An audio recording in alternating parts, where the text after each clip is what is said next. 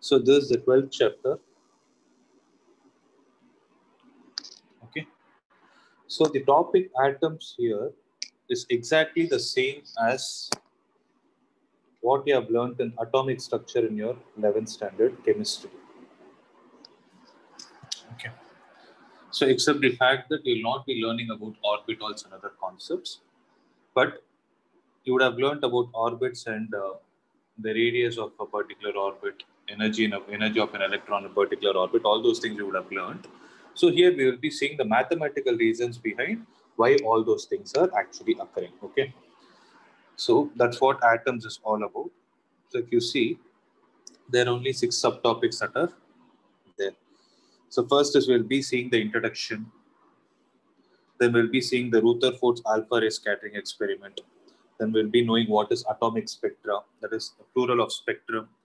Then we'll see what is the Bohr's model of hydrogen atom. Then we'll see the line spectra of hydrogen atom. Then De Broglie's explanation for Bohr's second postulate of quantization. That is MBR is equal to NH by 2 pi. Why it is occurring, we will see. Okay. So let's get started. So when we speak about atoms, what comes to our mind? So if I say an atom, at least with today's knowledge, what comes to our mind? So atom is an elementary particle which consists of what? Which consists of? Electrons. Yes. Proton. Which consists of electrons and a central part called as? Nucleus.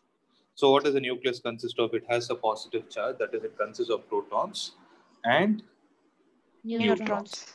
Okay. So we are actually going to see how this structure that we know today has got evolved. Okay. So even before all these things have happened, what we are learning today, what exactly were the models which were proposed initially and why they got rejected is what this chapter is all about.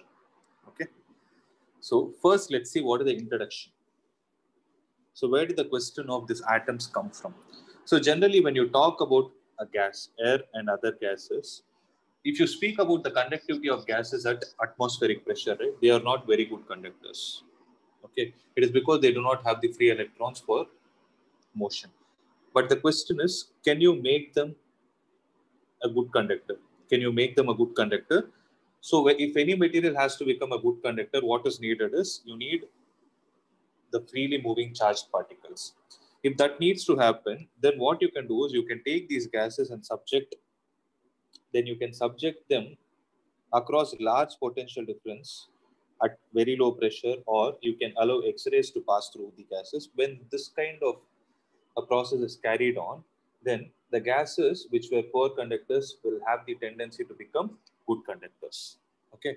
It is because ionization of gas is what is going to take place. What do you mean by ionization? You will be able to generate the free charged particles. Okay. So the study of electric discharge. So electric here refers to charge and discharge means something which is getting uncharged. So electric discharge through gases gives valuable information regarding the structure of atoms. So the concept of electric discharge was, the experiment was performed by Thomson, where he used a cathode ray tube. We generally call it a CRT, the cathode ray tube experiment, where the question of electrons arise. Okay, the discovery of electrons took place after this cathode ray tube experiment, and from here we started developing certain theories for what an atom actually consists of.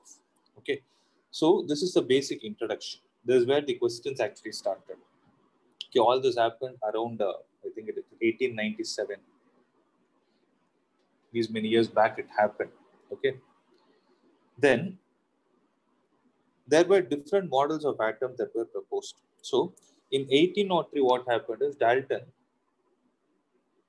So at that point, look at the year. At that point, what happened is Dalton proposed saying that matter is made up of extremely small particles called atoms. Means, according to his theory at that point, atoms could not be further subdivided. But today we know that atom consists of elementary particles like electrons, protons, and neutrons, right? So his theory was wrong at that point. Then Prout was a scientist who suggested that all elements are made up of atoms of hydrogen. Okay, but this theory also failed because when few elements were taken and the atomic weight of those elements were observed, they were not the exact multiples of that of hydrogen. So this theory also got rejected. Okay, so later what happened? The discovery of radioactivity and electron created an interest in the study of atomic structure, and many models of atoms were suggested at different times. So by the time Dalton proposed that atom is an indivisible particle, at that point of time, nobody knew that there were electrons that are present in an atom, because electrons discovery took place in 1897. But he proposed the term atom in 1803. Okay, look at the years 1815. So in 1897, after the discovery of electrons, what happened is Thomson himself came up with an atomic model in 1904. So in 1904, what happened? From the study of discharge of electricity through gases, it became clear that atom definitely consists of some subatomic particles within, some elementary particles within itself. Means it can be further subdivided. That is the meaning of an atom. Consists of a positive and negative charge. Okay, so at that point they knew that electrons were there and positive charge was there, but they had to come up with a theory to explain the stability of everything, because in this world everything will be stable when it is in the ground state. When it is not excited, everything is going to be in a stable state. So Thomson tried to explain the arrangement of positive charge and the electrons inside the atom. So you all know this. So what was the model he proposed? So to explain the stability, what he proposed is, he told that atom is completely made up of a positive charge and spherical shape was given to it. So an atom is completely made up of positive charge, where the positive charge is uniformly distributed and the electrons were distributed symmetrically around these positive charges in such a way that the number of electrons will be equal to the number of positive charges. At that point, they didn't say protons or something, the positive charges. Okay. You're able to understand. So the atom was proposed. So Thomson's model of atom was like this: a sphere of completely positive charge and electrons getting embedded symmetrically with respect to the positive charge. And this was given a name also. What is the name? Do people know this? Watermelon. Yeah, watermelon or plum pudding model. He called it as plum pudding model or watermelon model. So this is a theory which we know, right? So this is what he proposed. I'm not saying this right. So the proposal took place. Now tell me, is this right according to what we know today? We obviously know that the answer is wrong. But if something has to be wrong, somebody has to prove that it is wrong. So what were the drawbacks that were found in his structure of atom? Let's see. So all these theory that is given here, it is after the later discovery. Okay. So at that point, they didn't know. So the drawbacks that were observed is, according to electromagnetic theory that we know. Okay. So when the vibrating electron, when you have a vibrating electron, when I say vibrating electron, can I say it as oscillating electron or accelerating electron? So according to the electromagnetic theory that we know today, you guys tell me what should have happened when you have a charged particle oscillating. When you have an oscillating charged particle, what should have happened? Electromagnetic waves should be generated. Electromagnetic, yes. Electromagnetic radiations are supposed to get generated because this is the source. So, according to electromagnetic theory, the vibrating electron should radiate energy and the frequency of the emitted spectral line should be the same as that of the electron. This also we discussed. The frequency of the electromagnetic radiation that is getting emitted out is exactly going to match with the frequency of the oscillating charged particle. Okay. So, in this case, what should have happened is, when you talk about a hydrogen atom, Thomson's model never gave explanation. So Thomson's model, according to Thomson's model, there should only be one spectral line of exactly 1300 angstrom. But after the Bohr's discovery, you people would have known this. There is something called as emission spectrum.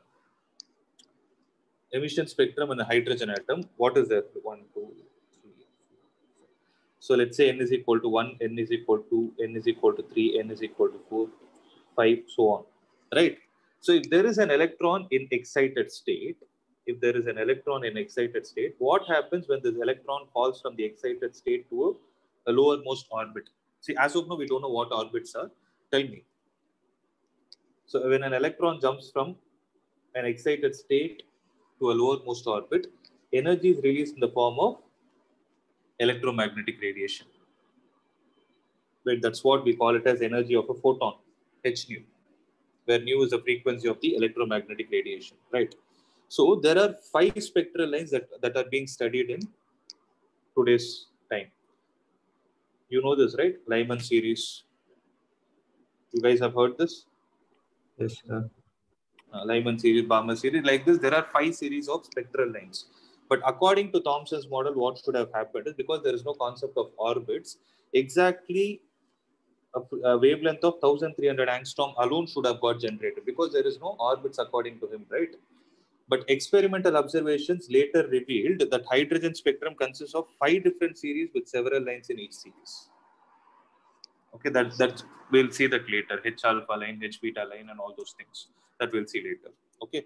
Secondly, what was the theory? So who came next to him saying that this model of atom is not there? So it was Rutherford. So what did Rutherford do? He did alpha ray scattering experiment. Alpha ray scattering experiment was done.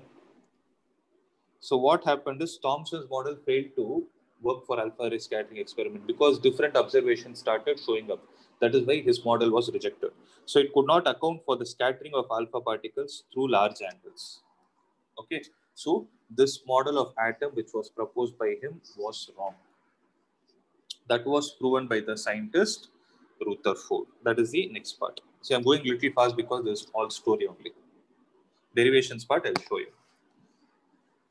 Okay, so we need to understand the experimental arrangement. What were the observations and conclusions that were drawn from Rutherford's alpha particle scattering experiment? So what did he do? So Rutherford, and along with his associates, what did he do? He tried to study the scattering of alpha particles by using a thin gold foil. The reason for using a thin is because gold is malleable in nature.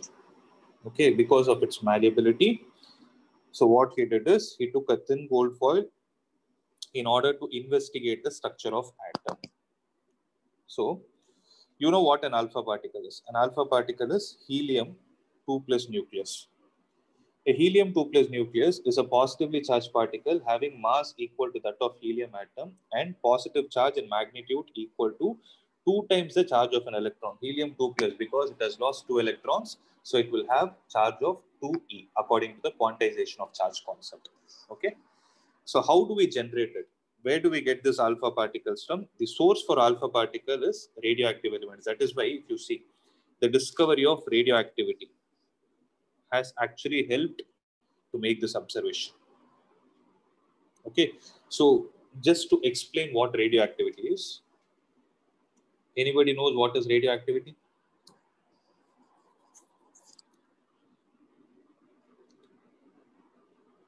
When you have a nucleus, okay, if there is an unstable nucleus that gets disintegrated into smaller stable nuclei on its own, then that kind of a process is what is called as, that kind of a phenomenon is what is called as radioactivity. So you will have certain nuclei which are unstable in nature. So the disintegration of unstable nuclei into its smaller stable nuclei is what is called as radioactivity. So when this radioactivity process is happening, there will be certain particles that are getting emitted along with the stable nuclei. Those particles are what are called as alpha particles, or sometimes beta rays get emitted, or there will be gamma rays that are getting emitted. Gamma rays are the electromagnetic waves. Okay. Alpha are particles. Alpha particles, which we are talking about Rutherford's experiment, is a byproduct, is a product from where? is a product of radioactive elements. So radioactive elements means these unstable nuclear elements or what are called as radioactive elements. I hope you're able to understand, guys. Right? Yeah. So the scattering of alpha particles provides useful information about the structure of atom. This also you people know. Right? So for this, let us logically think. So what did we see? What are all the properties he had in his hand? He had a thin gold foil and the main particle which was projected as alpha particle. So the target was a gold foil, the projectile was an alpha particle, right? So alpha particle is an element generated. Alpha particles are generated from radioactivity, right? They are emitted in the process of radioactivity. So generally, radioactive metals are kept inside lead box for the safety purpose. Okay, because alpha particles cannot pierce through lead. Pierce through means they cannot break and go, but if there is an opening, yes, they will come out. So in this lead box, we have kept the source of the alpha particle. It's the source of the alpha particle. You will not directly get the alpha particle. So what should happen to the source? The source should first undergo this disintegration process. In this disintegration process, the alpha particles will get released. And those alpha particles, what will happen is they will not get released in an aligned path. Rather, they will get released in a scattered path. But what do we need? We need only certain rays out of all the emitted. We need only certain alpha particles which are liberated out of all the particles. For that, what they have done is they have created a small opening so that only few alpha particles that came straight were allowed to get targeted on the gold foil. Are you guys able to understand? So, listen. So fine pencil, this is what I told. When you create a small hole, a fine pencil of alpha particles were obtained from the radioactive material like radium is one of such elements or radon by placing it in a lead box with a very narrow opening as shown in the figure. Okay. Next is the alpha particles are emitted from the source in all possible direction, but only a narrow beam emerges from the lead box because as I told you, alpha particles cannot pierce through lead box if there is no opening. They don't have high penetrating power to go through lead. Okay. Next, the remaining alpha particles are absorbed in the lead box itself. So after passing through the diaphragm D1 and D2, that is also to make them get aligned. So there are two diaphragms, D1 and D2. It's like you can think like a slit. Okay. So D1 and D2 are kept. A narrow beam of alpha particles incident on the thin gold foil started getting scattered through different angles. If Thomson's model was true, if Thomson's model of atom was true, what kind of a result should have been exhibited here?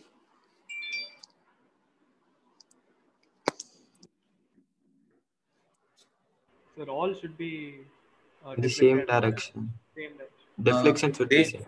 Exactly. They should have completely got deflected back through an angle of 180 degrees because according to Thomson, the atom completely is made up of positive charge. Right? And alpha particles are also positive charge. When they are trying to approach it, they will definitely not be able to hit this. That's a different story. Once they go after a certain distance, they should have started traveling back in the reverse direction. But what happened?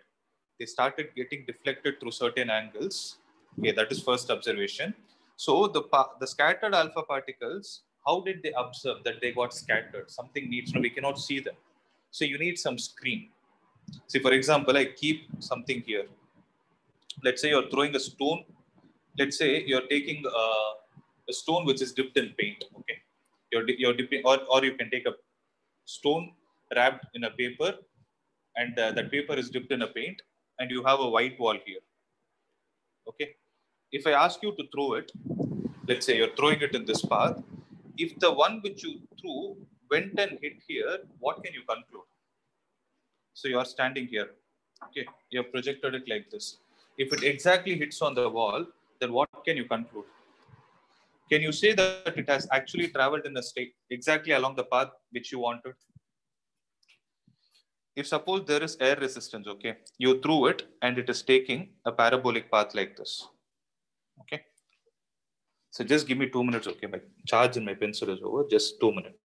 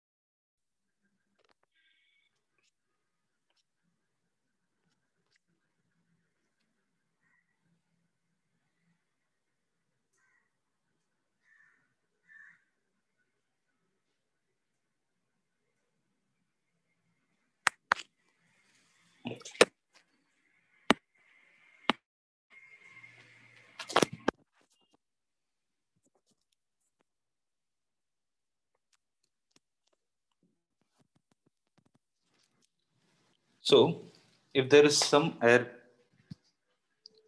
let's say I've kept a blower at the bottom. Okay. Let's say there is a blower. Then what would have happened is it will go and hit like this, right? Can you say that it has undergone some deviation because of the air it is experiencing? In a similar way, what happened is the scattered alpha particles, when they strike a fluorescent screen, so the scattered alpha particles were found that they got scattered by using a fluorescent screen which was coated with zinc sulfide. Okay. So when these alpha particles strike the screen, what would have happened is a tiny flash of lights were produced. Like how I told you here, when you dip it in a paint, you can see the patch of the paint there, right? In a similar way, there were tiny scintillations that were produced here. Let's say small flashes like this, which can be observed with the help of a low power microscope. Okay. So this was the experimental setup, right? When this is going to be the experimental arrangement, what are all the observations that took place? So this is what we need to understand. Most of the alpha particles either passed straight through the gold foil or were scattered by only small angles of the order of few degrees. Okay, they got scattered because they went close to a positive charge and they got scattered. Their path was deviated because of the electrostatic force in that case. Okay. So from this, what is the important conclusion that we can draw? If something like this is happening, then not the whole atom is completely positively charged. Rather, only a small portion is positively charged. So this observation led to the conclusion that an atom as a lot is empty because most of them went undeviated, right? But it was also observed that few alpha particles were scattered in the backward direction. So from this, what can we conclude? That the whole of the positive charge, instead of being spread out throughout the spherical structure, it is concentrated at the center, and the size of that space was about 10 power minus 14 meter, which was called nucleus by him. So that was the first step where nucleus term got coined. So before that, what happened? Thomson came up with the concept of electrons. Later came the concept of nucleus. But at the time of Rutherford, nucleus, according to his theory, consisted only of positive charge. But today we know that it has positive charge and neutrons. So neutrons discovery took place later. So neutrons discovery was done by James Chadwick. Okay, that we will see in the next chapter. Are you guys able to understand? So nucleus consists of a positive charge and its size is approximately 10 power minus 14 meter. So only a small number of alpha particles approached the nucleus of the atom and they were deflected at large angles, means at exactly 180 degrees. So look at this. When the alpha particles went, they couldn't touch the nucleus because of the repulsion. So they exactly took a 180 degree turn, which is a very large angle of deviation. Okay. So here comes an important term. So all the story you already know. You're able to see this R naught. So this R naught is what is technically called as distance of closest approach. It's called as R naught. Write it down. So when an alpha particle directed towards the center of the nucleus will move close up to a distance R naught as shown in the figure. So at this distance, let's try to understand what physics is going to be applicable. So initially when the alpha particles were traveling towards, so when they were moving, what is the energy they had? Energy possessed by virtue of motion. What is it? Kinetic energy.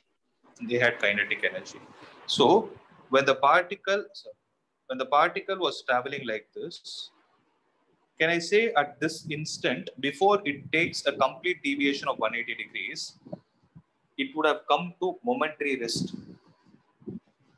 Accepted. So at this point, there will be an instantaneous rest taking place. It's very much similar to how you project a particle in the vertically upward direction under the influence of gravity. When it reaches the highest point, it will experience a momentary rest, then it will come back. In the same way, here also there is a momentary rest. So the kinetic energy that was there for the particle has got converted to what at that instant where it came to rest? Potential energy. What potential energy? What potential? Should I write MGH? Electrostatic potential. Yes, use that word. It is electrostatic potential energy that it has got converted. Okay. Suppose if you say m is the mass of the alpha particle and v is the velocity of the alpha particle, which is directed towards the center of the nucleus, then the kinetic energy of the particle is given as half mv square, which I call it as kinetic energy. Right? See, what is the charge that alpha particle has? It is 2e.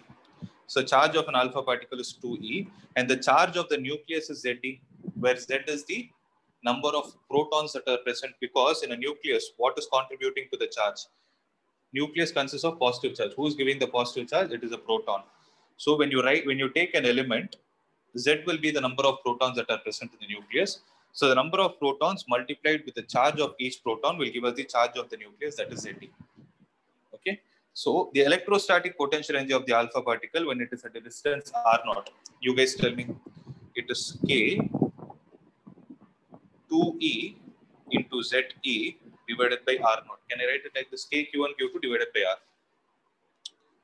where K is 1 by 4 pi epsilon naught. So when you solve this, so can I say kinetic energy is completely converted to the electrostatic potential energy. So half mv square will be equal to 1 by 4 pi epsilon naught into 2e into Ze divided by r0. So what is it we need? We need r0 value, right? So r0 is equal to 2, this will get cancelled 2 times. Ze square divided by pi epsilon naught mv square is going to be the distance of closest approach. Okay. So this is the first mathematical derivation that we are learning.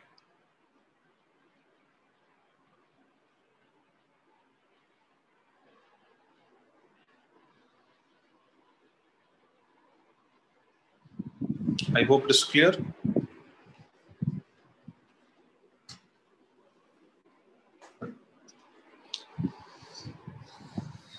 Next.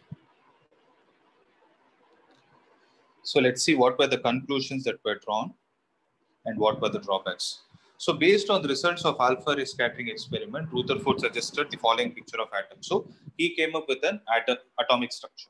So what was the structure proposed by him? Atom may be regarded as a sphere of diameter how much? 10 power minus 10 meter, where whole of the positive charge is almost concentrated and almost the entire mass of the atom is concentrated in a small central core called nucleus. And the nucleus size that he proposed at that time was 10 power minus 14 meter, as shown in the figure. Okay. Secondly, so he has explained about the positive charge of the atom. Now, where do the negative charges sit? When the whole atom is going to be empty, where do the negative charges sit? That is another question we need to answer. So, to explain the stability of atom, he told that the electrons in the atom were considered to be distributed around the nucleus in the empty space of the atom. And see, if they were distributed around the nucleus, the question is, are they going to be at rest or are they going to move? If they are going to move, how are they going to move? So, see, if the electrons were at rest, then what would have happened? Had the electrons been at rest, then those electrons would have got pulled into the nucleus because of the electrostatic attraction. But that didn't happen. If that happened, they would have attracted and neutralized by the nucleus. If the nucleus has got neutralized, then in the experiment, this repulsion would have not taken place. So it is very clear that the nucleus is still going to have positive charge, but if it is having only positive charge, then it should have been unstable. So electrons have to be present. So for that, what he told us, Rutherford suggested that electrons are revolving around the nucleus in circular orbit so that the centripetal force is provided by the electrostatic force of attraction between the electron and the nucleus, as a result of which the atom is electrically neutral, such that the total positive charge of the nucleus is equal to the total negative charge of the electrons in it. So this was the theory proposed by him, right? So this also you guys know. Now you people tell me, what are the drawbacks? So the drawbacks are, first, if the electron in the circular orbit experiences a centripetal acceleration, okay, so if it is experiencing a centripetal acceleration, then what should have happened? Again, coming back to the electromagnetic theory, centripetal acceleration, so the electron moving in a circular path is actually accelerating towards the center. So an accelerated charged particle must have radiated energy in the form of electromagnetic waves. So if it is radiating energy, it is obvious that it is losing the energy that it has. Accepted? So it should start losing energy. If it starts losing energy, the electron will no more be able to be in the same circular path in which it was. Rather, its radius will start decreasing. As a result of which, it will start following the spiral path. It would have no more been in the continuous path, whereas it should have been in a spiral path. And in the spiral path, it should have continuously emitted electromagnetic radiations. That is the continuous spectrum. Right? So therefore, if the accelerated electron lose energy by radiation, the energy of the electron continuously decreases and it must spiral down into the nucleus. Thus, the atom cannot be stable. So there the stability of atom is lost. But the fact that we know today is most of the atoms are stable. Secondly, according to the classical electromagnetic theory, the accelerating electron must radiate energy at a frequency proportional to the angular velocity of the electron. Therefore, as the electron spiral towards the nucleus, what would have happened is its angular velocity will tend to reach infinity. If it becomes infinite, then the frequency of the emitted energy will also tend to infinity. As a result of which, there should have been continuous spectrum with all possible wavelengths. Okay, there should have been continuous spectrum with all possible wavelengths, but experiments reveal only line spectra of fixed wavelength from atom, like how hydrogen atom has only 5 spectral lines. If his theory was accepted, if his theory would have been right, then we should have actually observed continuous spectrum rather than observing the discrete spectrum, like what happens in Lyman series, Balmer series. All these are specific things, right? Only specific wavelengths come out. So these are the two drawbacks which made his theory also fail, right? So who was the next scientist who came up with the actual concept that we are learning today? Bohr. Yes. So next came the Bohr's model of atom. So what he did is he almost came with the same theory, except what is that he added to what Rutherford told? Rutherford told that electrons are in circles. The orbits concept was missing. Okay. So in 1930, Niels Bohr modified Rutherford's model of atom in order to explain the stability of atom and emission of sharp spectral lines. Right? So sharp spectral lines were explained by him for the hydrogen atom. For other atoms, it failed. That's a different story. But at least he came up with this theory of sharp spectral lines, unlike this continuous spectral lines. This didn't happen. Right? So he proposed two postulates. Postulates means the theory that he gave. So first is, he told electron, yes, it is going to revolve in circular path only.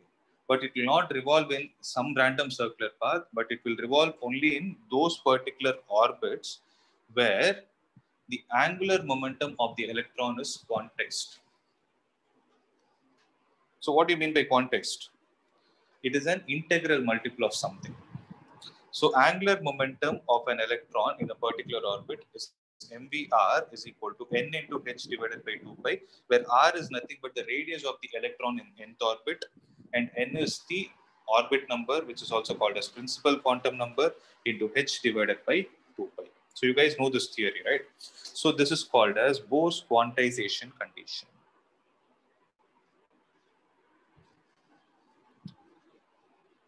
Okay. So H stands for Planck's constant. All other things you know. M is the mass of electron, V is the velocity of the electron in the nth orbit, R is the radius of the electron in nth orbit, is equal to NH by 2 pi. Second, an atom, so when it is going to revolve in those orbits, so his theory is going to be in such a way, at that point, though the electron is going to accelerate, it is not going to radiate energy. It is not going to lose its energy, like what happened in Rutherford's model. Here, what did he say? He told that the accelerated electron should have lost energy and electromagnetic radiation should have got generated randomly. But it didn't happen here, right? But he told that yes, energy will get released only when an electron jumps from a stationary orbit of higher energy to an orbit of lower energy. So by the way, what are the names of the orbits in which angular momentum is quantized? They are called stationary orbits or non-graduating orbits. An electron revolving in this orbit does not radiate any energy. This is an important point. Okay, how did we arrive at this MBR is equal to NH by 2 pi? There is de Broglie's theory that we are going to connect it. You will understand. The matter waves concept will get connected here. So, if the electron jumps from a higher orbit of energy E2 to an orbit of energy E1, a photon of energy h nu, which is the energy difference between both the orbits, is going to get emitted. And this is called as Bohr's frequency condition. So, according to Bohr's theory, there are two conditions. What are they? One is called Bohr's quantization condition, and the second is called as Bohr's frequency condition. So, what is Bohr's quantization condition? MBR is equal to NH by 2 pi. Bohr's frequency condition is E2 minus E1 is equal to h nu. So, we are going to take the help of these mathematical equations to derive what is the radius of the orbit in which those electrons are going to revolve, and what is the frequency of the radiation that will get emitted when electron jumps from higher to lower orbit. So after this, there are only derivations. So shall I proceed, guys? Yes? Yes. Yes, sir. So we will see what is the expression for the radius of the nth orbit. So let us consider an atom.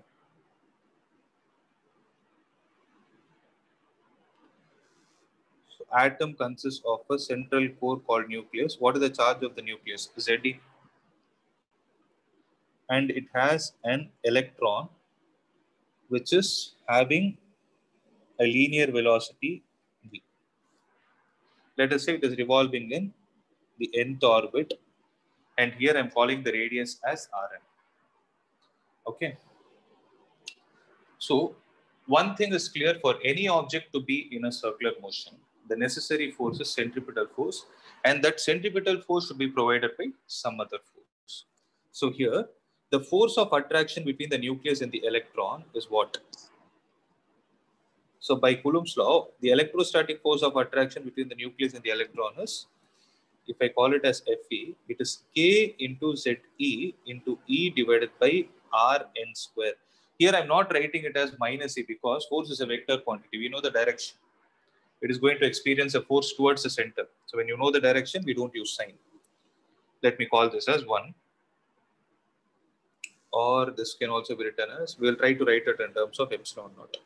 So Z E square divided by 4 pi epsilon naught Rn square. Let this be equation number 1. Now, since the electron is revolving in circular orbit, it is going to experience centripetal force. So who is providing the centripetal force? It is this electrostatic force. So centripetal force experienced by the particle is mvn square divided by Rn. Right? So let this be 2.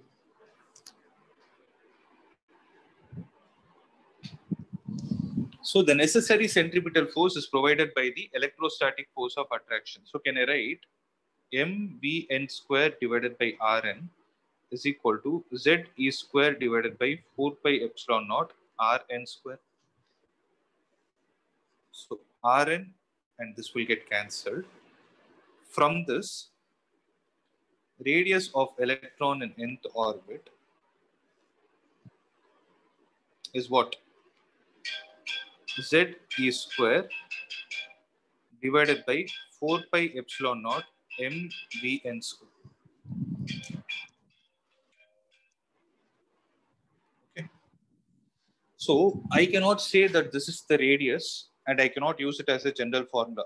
What is the reason for it?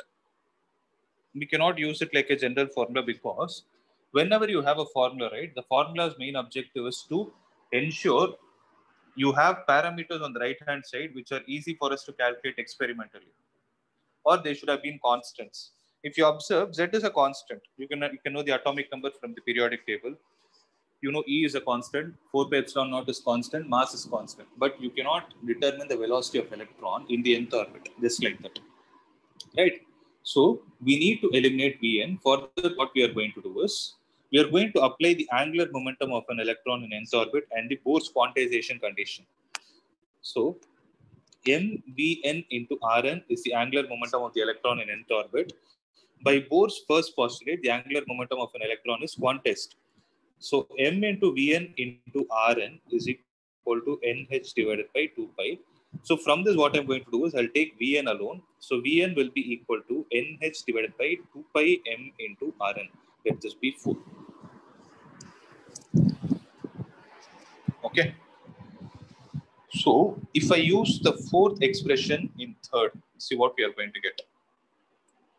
Rn will be equal to Z e square divided by 4 pi epsilon naught m into, what is Vn square? N square h square divided by 4 pi square m square Rn square. So pi gets cancelled, 1 m gets cancelled, which implies, so this will be equal to, see, this will be equal to 4 pi m Z e square into Rn square, the whole divided by 4 also we can get cancelled. So I'll write it like this. Pi mz e square into Rn square divided by n square h square epsilon naught. So what will get cancelled, guys? Rn and 1 Rn is gone. So from this, Rn can I write it as n square h square epsilon naught divided by pi mz e square. Are you guys able to understand this? N square h square epsilon naught by pi mz e square. Okay. So here, what are all the constants?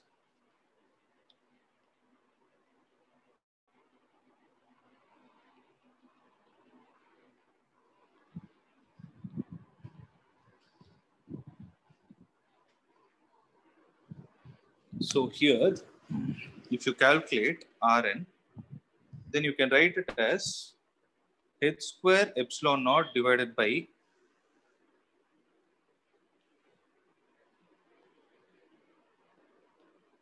pi m e square into n square divided by z. Can I write it like this? So if you observe, this whole thing is a constant.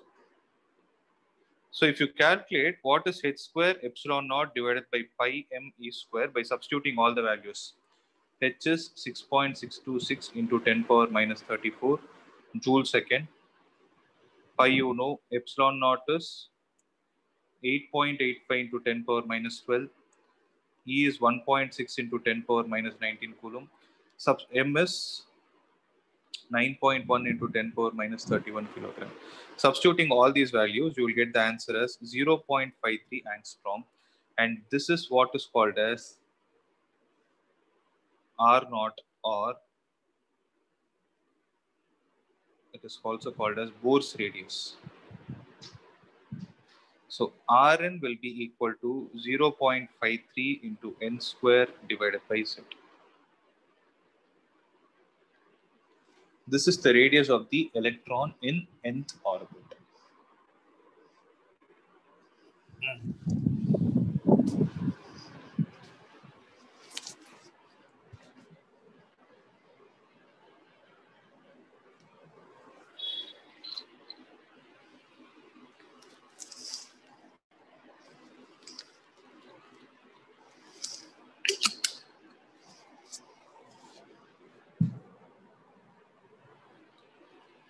Got it?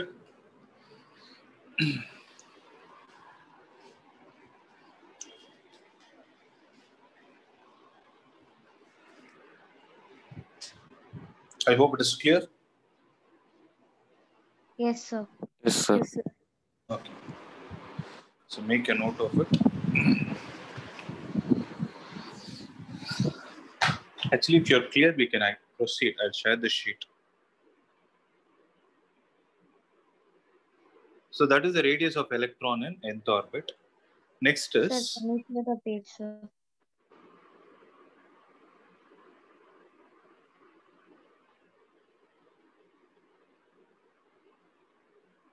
Yes, sir. Thank you, sir. So next is an expression for the energy of electron in the nth orbit. Okay. So when an electron is revolving in a particular orbit, it has a velocity associated with it. And it also has two charges and distance of separation between them. Right. So it will have potential energy and kinetic energy. Okay. The total energy of electron in a particular orbit is the sum of its electrostatic potential energy and kinetic energy. Now see. So what is the potential energy of the electron in the nth orbit? So if I say, I'll call it as U itself. So what is the potential energy of the electron in nth orbit? It is K ZE into minus E divided by R naught. Since I'm dealing with potential energy, that is a scalar quantity, I need to take the sign into consideration. Whereas in the previous derivation, we were dealing with force, which is a vector quantity. That's why I didn't take the sign of electron into consideration. So KZE into minus E divided by R naught, or this can also be written as minus ZE square divided by 4 pi epsilon naught into, sorry, not R naught, it is Rn. Right? The next is, what is the kinetic energy of the electron? So kinetic energy, there is only one formula. What is it? It is half mv square. So half into m into vn square. Let this be 2. So to calculate this half mvn square, what we will do is, we know that m into vn square divided by rn. What is this? This is the centripetal force. mvn square divided by rn is equal to kze square divided by rn square. So left hand side I wrote mv square by r, right hand side I wrote Coulomb's law. So rn and this will get cancelled. From this, what is the value of mvn square, guys? It is kze square divided by m into rn. Or this can also be written as ze square divided by 4 pi epsilon naught into m into rn. Let this be equation number 3. Right. If I take third equation and substitute it in second, using 3 into, what do we get? Kinetic energy will be equal to half into mass in the numerator and mass in the denominator will get cancelled. So what will you have? Ze square divided by 8 pi epsilon naught Rn. Right? So kinetic energy will be Ze square divided by 8 pi epsilon naught times Rn. So what will be the total energy, guys? Potential energy plus kinetic energy. So what is the potential energy? Minus Ze square divided by 4 pi epsilon naught Rn.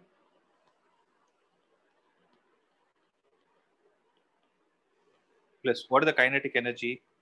It is Ze square divided by 8 pi epsilon naught Rn. So what is that you will have? If you observe, if I take this quantity as U, this quantity, that is, if I take it as minus U, this quantity is exactly half of that.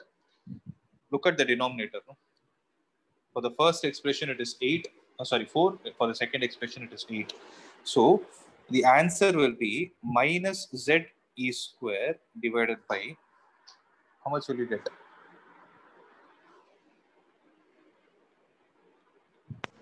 8 pi epsilon naught Rn. Yes. So you will get minus Ze square divided by 8 pi epsilon naught Rn, which is nothing but the negative of kinetic energy. So negative of kinetic energy only mathematically, right? Now comes an important question. Can I take this as a general formula? Minus Ze square divided by 8 pi epsilon naught Rn. So I told you a formula should help us so that your experimental and theoretical values are easy to calculate. Check Z constant, E is constant, 8 pi epsilon naught is a constant, but Rn is not a constant. So minus Ze square divided by 8 pi epsilon naught into, in the place of Rn, can I write it as 0.53 into n square divided by Z? I'm not writing the whole story again, okay? So 0.53 into n square divided by Z. If I write it like this, the energy of electron in nth orbit will be, Z is going to go to the numerator, minus Z square E square divided by 8 pi epsilon naught into 0.53 n square. Now observe, you have a constant here. So if you substitute all the values and calculate, then you will get the answer as minus 13.6 into Z square divided by n square electron volt. I'm sure you would have seen this minus 13.6. So this is the reason why the energy of the electron in nth orbit comes out to be minus 13.6 Z square divided by n square.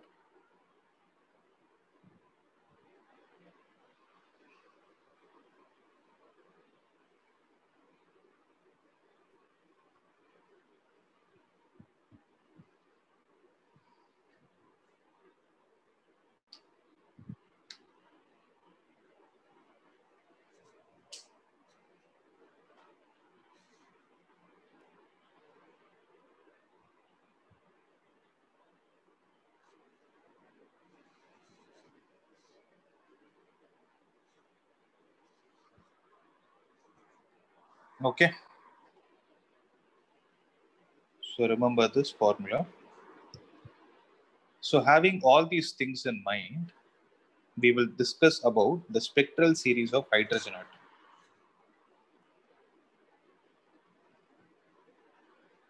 So whatever we did till here was based on Bohr's first postulate, where angular momentum is quantized, MBR is equal to NH by 2 pi. Now we need to understand the second postulate also, right? When does the electromagnetic radiation get released? When does it get emitted?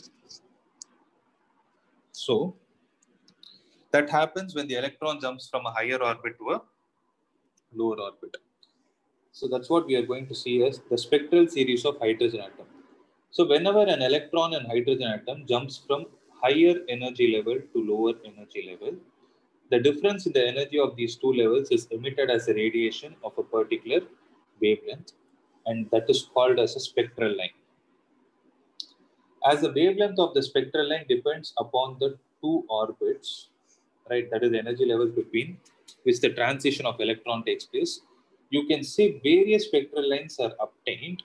The different wavelengths constitute spectral series, which are the characteristic of the atoms emitting them. So the following are the spectral series of the hydrogen atom. It starts with Lyman series. I'll just give you the outline: Balmer, Paschen, Brackett, and Fun. Now see. Before we see all these series, we just learned that En is equal to minus 13.6 into Z square divided by n square. Okay. Let's say energy of the electron in orbit N2 is En2. So what will En2 be? Minus 13.6 into Z square divided by N2 square. What will E1 be? It is minus 13.6 into what? Z square divided by N1 square. So what does the Bohr's frequency condition state? En2 minus En1 is equal to h nu, which implies minus 13.6 into Z square. If I take out common, 1 by n2 square minus 1 by n1 square is equal to, can I write it as h nu guys? Right. So what is nu actually? This is also equal to hc divided by lambda.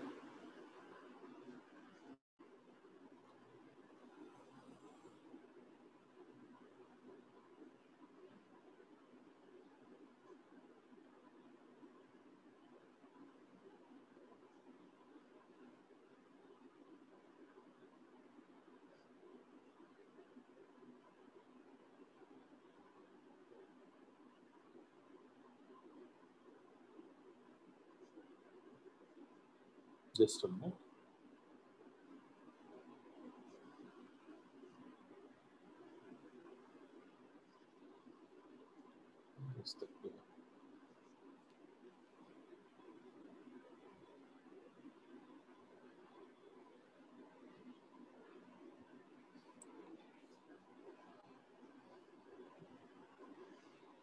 So listen. So it is hc by lambda, right? So can I write 1 by lambda is equal to minus 13.6 divided by hc into 1 by n2 square minus 1 by n1 square. I will write the z square on the other side. Okay. So this minus 13.6 is in terms of electron volt, h is in terms of joule second, and c is in terms of meter per second. So if you convert this electron volt into joule and substitute all the values, then this constant, then it comes out as a constant value, which is called as R, and there is a minus sign. Okay. So I'll write an extra step, concentrate. 1 by lambda is equal to, I'm pushing this minus sign inside. Can I write it as 13.6 divided by hc into 1 by n1 square minus 1 by n2 square into z square, right? So this 13.6 electron volt, remember, if you substitute all the values here, then this constant comes out as R, which is called as Rydberg constant, and its value is 1.097 into 10 power 7 meter inverse. So R into 1 by n1 square minus 1 by n2 square into z square. Here, what is the atom we are trying to talk about? Hydrogen, right? So since for hydrogen atom, Z is equal to 1, then I can say 1 by lambda. What is 1 by lambda, guys? Wave number. It's called wave number. So we can say wave number is equal to R into 1 by n1 square minus 1 by n2 square. So if you have a question where they state that an electron has jumped from a higher to a lower orbit, and they're asking you to calculate the wavelength, you can use this as a general formula. Instead of sitting and writing every story, you can use this like a general formula. Am I clear? So this is a new term that you have learned. It's a Rydberg constant.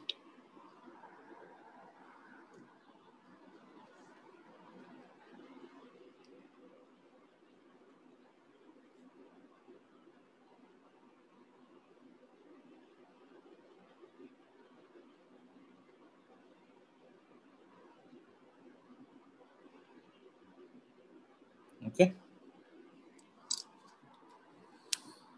So I hope you have made a note of this, where N1 is what? Lower orbit, and N2 is higher orbit. Okay. Now listen. When an electron jumps from any of the outer orbits to the first most orbit, that is, if N1 is equal to 1, and N2 can be anything starting from 2 till infinity. Okay. If this kind of a transition takes place, then the spectral lines that are getting liberated belong to a series called as Lyman series. And the wave number for Lyman series is given as R into 1 minus 1 by N2 square. You need not memorize because you know this formula. Just substitute N1 is equal to 1, you will get the answer. So you're able to see it here. It belongs to Lyman series. Similarly, if an electron jumps from any orbit greater than 2 to second orbit, then that particular spectral line belongs to Balmer series. Okay, for this Balmer series, what will happen is, suppose the electron is jumping from third orbit to the second orbit. Okay, if it is jumping from third orbit to second orbit, that spectral line corresponds to a line called as H alpha line. See, this is actually not there in your syllabus, but here and there I've seen some questions stating that find the wavelength of the H alpha line. At the time, you should not get confused. This H alpha line belongs to Balmer series when the electron jumps from the third orbit to second orbit. Similarly, the electron jumps from fourth orbit to the second orbit, then that line is called as H beta line. Next one will be H gamma. Next it will be H delta. It keeps on going like this. Okay, so that is what Balmer series is. In a similar way, if you talk about Paschen series, then N1 will be equal to 3, N2 will be any number greater than 3. Okay, bracket series is N1 is equal to 4 and N2 will be any number greater than 4. And fund series is going to be like this. N1 is 5 and N2 will be any number greater than 5. To start from 6, it will go until infinity. I hope this point you can read. Right? Am I clear, guys? Yes, sir. Good. So this is all about the series. So from this, one important thing that we can understand is something called as energy level diagram, because we know that each energy is going to have an energy associated. Each level is going to have an energy associated with it according to the formula minus 13.6 into z square divided by n square. So the energy of an electron in the nth orbit of hydrogen atom. So hydrogen atom means by default z is equal to 1. So for hydrogen atom, En will be minus 13.6 divided by n square electron volt. So for the first orbit, when you put n is equal to 1, it is minus 13.6. N is equal to 2, it is minus 3.4. N is equal to 3, it is minus 1.51. It is very simple. Substitute n is equal to here. 2 square 4 minus 13.6 by 4 is minus 3.4. Similarly, n is equal to 3. Substitute 3 here. Minus 13.6 divided by 9 is 1.51. It keeps on going like that. Okay. So at least the first 5 energy levels I would suggest you to remember, because there will be questions that will be framed saying that find the orbits between which the transition has taken place such that the energy that is released when the transition has taken place is, let's say, 10.2 electron volt.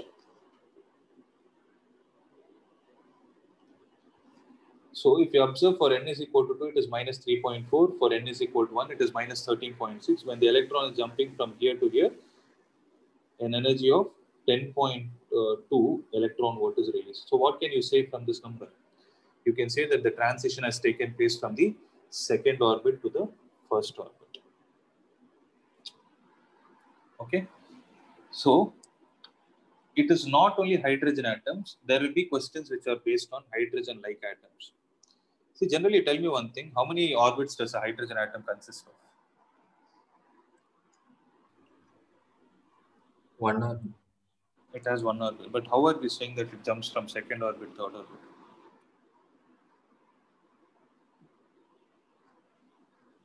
I thought you will ask. Somebody will ask. Then why are we saying n is equal to 2, n is equal to 3 is also possible? Because they are imaginary. It's not imaginary. So they get excited first. And yes, it is in the excited state.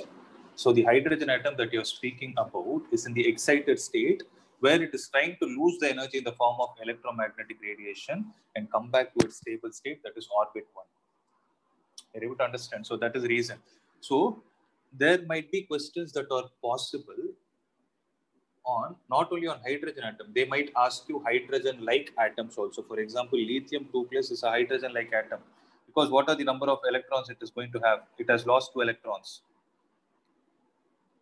It will have only 1 electron. So lithium 2+ is a hydrogen-like atom. So when you're using at that point minus 13.6 divided by n square into, in the place of z, we need to write 3.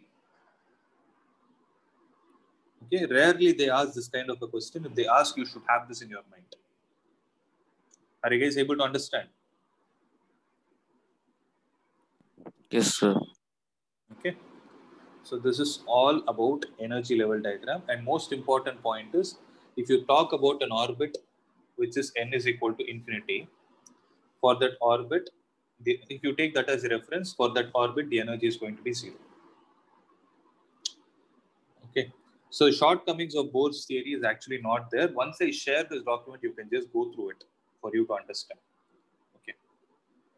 And the last concept that is left out is de Broglie's explanation to the quantization of angular momentum of electron. So what is angular momentum? We are saying mvr is equal to nh by 2 pi. But how did he actually come to this conclusion? Let's see.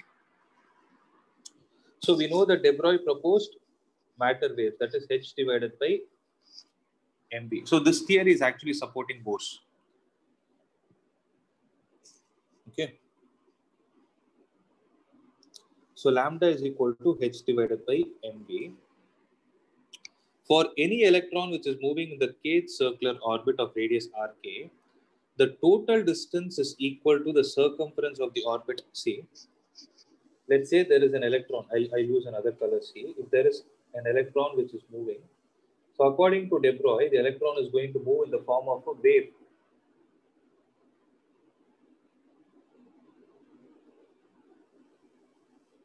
Right. So tell me, what is the distance between these 2 points? Or I will take some other point.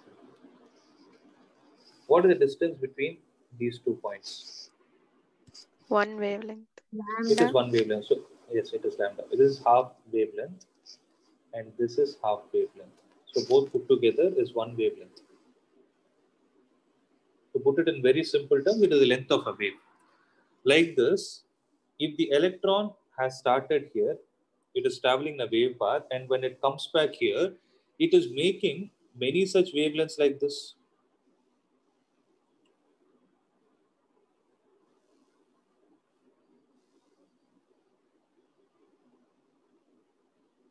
Right? So it is making many such wavelengths. Then, if in the nth orbit, let's say it is making k wavelengths, then k times lambda. Okay, in the kth orbit, can I write k times lambda is equal to the circumference of that particular orbit, which is nothing but 2 pi into rk. Right? But according to de Broglie, what is lambda? H by mv. So k into h divided by mv is equal to 2 pi into rk. So here comes an important point. If I take this mv to the other side and 2 pi this side, I'll get k into h by 2 pi is equal to mv into rk. So if I make it as nth orbit, then it becomes nh by 2 pi is equal to m into v into r. Are you guys able to understand this? Yes, sir.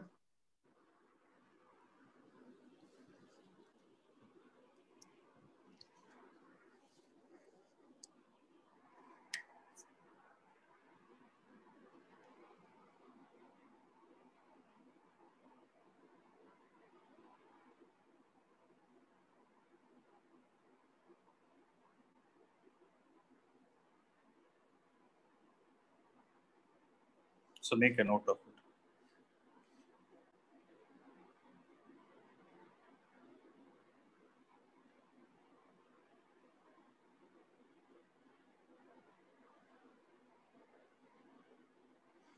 Okay. So here one important point to be noted is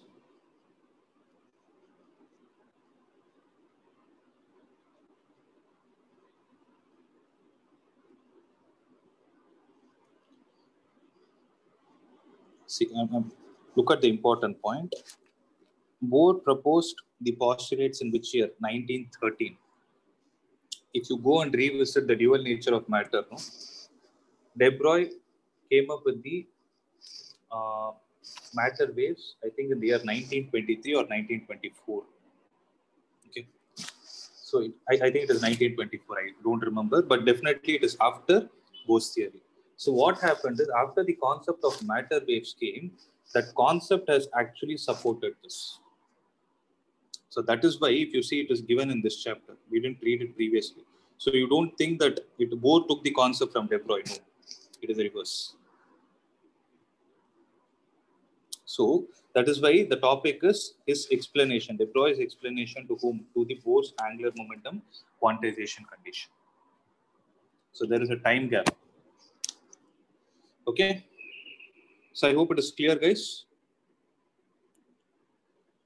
So with this, we are done. So this chapter is over. So there is nothing that I have skipped and nothing is deleted in this chapter, and we are done with this. Okay. So is there any doubt? No, sir. Okay. So I will immediately share this document before I forget.